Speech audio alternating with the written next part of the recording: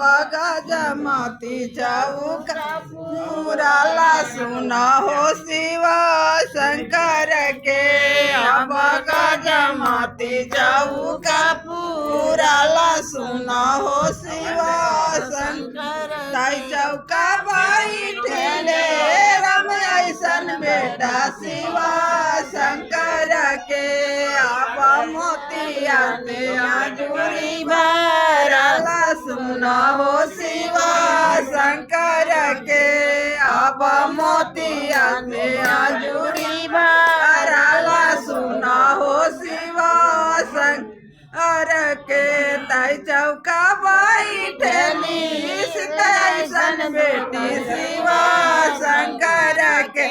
अब सिंदूरा से मांग भरला सुन हो शिव शंकर के।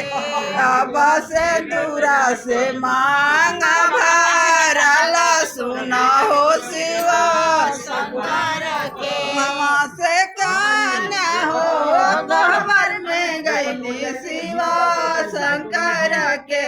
अब लागेली सुनय नायम के गोरा सुन हो शिव शंकर के। अब लागेली सुनय नायम के गोरा सुन हो शिव शंकर। ऐसन आशीष नौरा दिहाए अम्मा शिव शंकर के। अब भोग सुआ जोध्या के राजा सुन हो शिव शंकर के। अब भोग सुआ जोध्या के राजा सुन हो शिव शंकर। अम्मा से कन्या हो अयोध्या में गईली शिव शंकर के। अब लागेली कोशिला ससु के गोरा सुन हो शिव शंकर के। अब लागेली के कैया ससु के गोरा सुन हो शिव शंकर। अब लागेली सुमित्रा ससु के गोरा सुन हो शिव शंकर। ऐसन आशीष तू दिहाए सासु शिव शंकर के।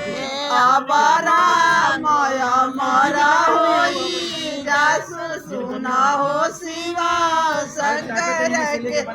अब भोग सुआ जोध्या के राजा सुन हो शिव शंकर के। अब भोग सुआ जोध्या के राजा सुन